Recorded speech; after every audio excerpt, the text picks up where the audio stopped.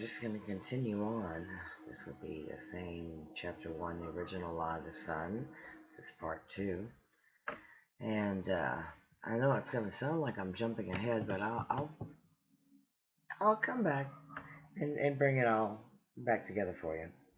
But I'm curious if what's going on out there in this sun monster that they probably are trying to feed us to isn't the culmination of eons of sentient black goo. And you need to look up sentient black goo and what it is. I believe it's nanotech that has exponentially grown beyond the limits of any one planet. I mean, think about how much nanotech can grow if it was given, let's say 12,000 years to replicate. And why 12,000 years?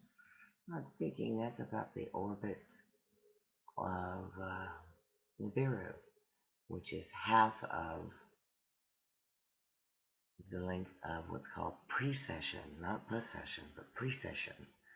Something else that I've spoken about on some videos before. But moving on down, if that's the approximate size of the Earth, that little dot, and you can see the curvature of the sun, okay?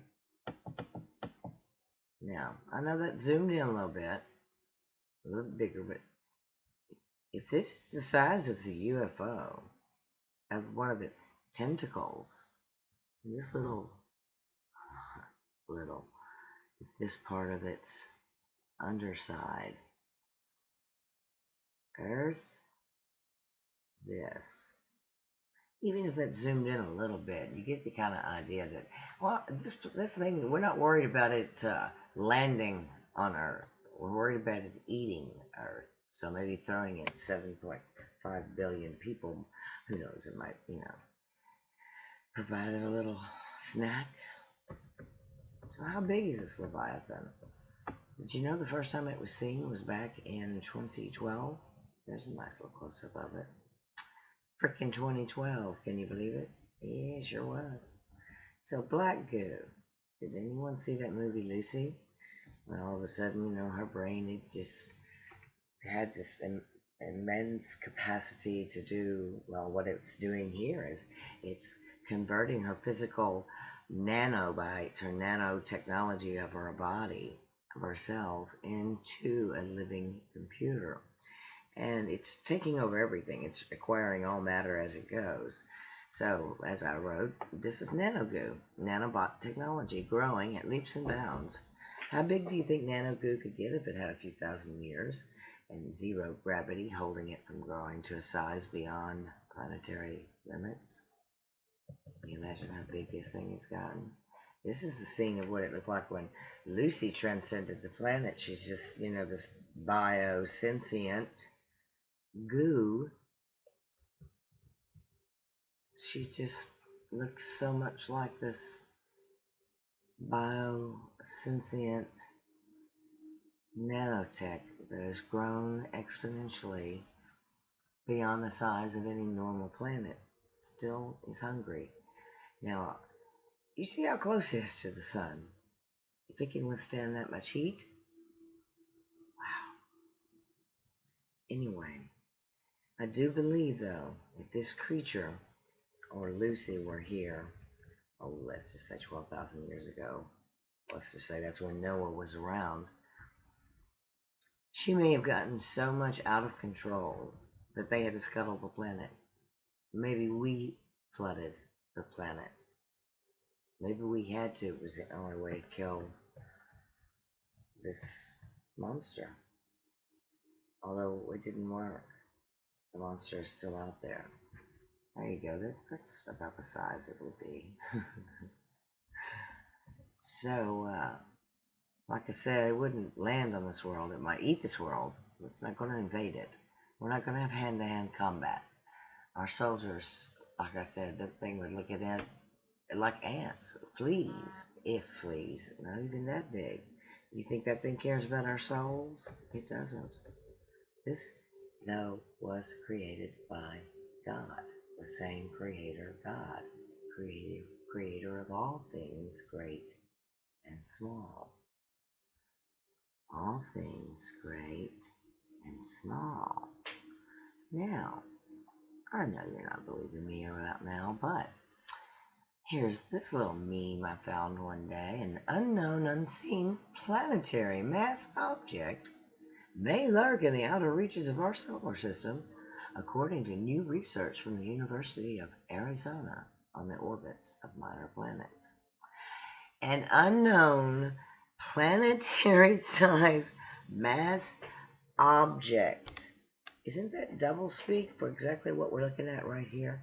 An unknown planetary-sized mass object that's possibly sentient, quite larger than Earth, possibly a nano goo that has gone incredibly out of control, possibly was started at one time on planet Earth, not back in 2012 though. That's just the first time we noticed it, just like the Mayan calendar predicted we would have some sort of a revelation or understanding of our size in the universe.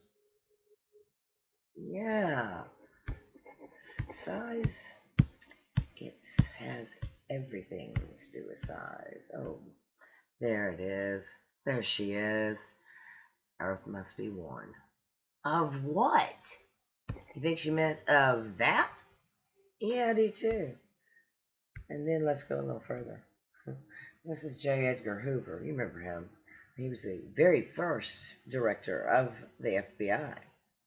This is a quote from him.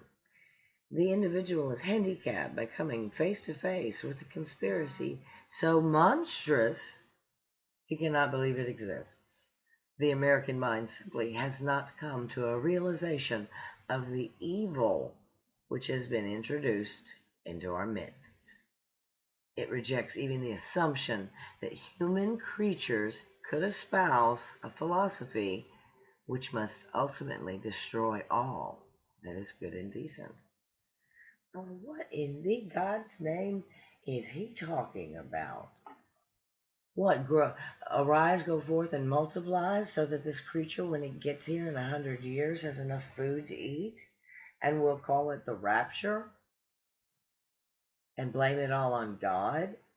And we'll get away with it, too. Oh, and that's another quote I'd love to find, because somewhere down here. Oh, yeah, the Parker Solar Probe. You think that's why we're really going to the sun? What you want to bet? Then I've got a meme on down here that says, President Bush, he says, if the American people knew what we did, they'd chase us in the streets. Yeah, giving you a little hint of what's going on. And all of this wonderful stuff that I'm pausing on to let you pause the video, take a look at it. Researchers link AI, geoengineering, smart dust, and Morgellons to ETs, extraterrestrials. Only they don't call them ETs anymore, they do call them EBEs. And of course you've caught me, I forget what the E is, but it's a biological entity of some sort. Or maybe an extraterrestrial biological entity, if I'm not mistaken. I know very well could be. Sorry, just had a little brain fart, that's all.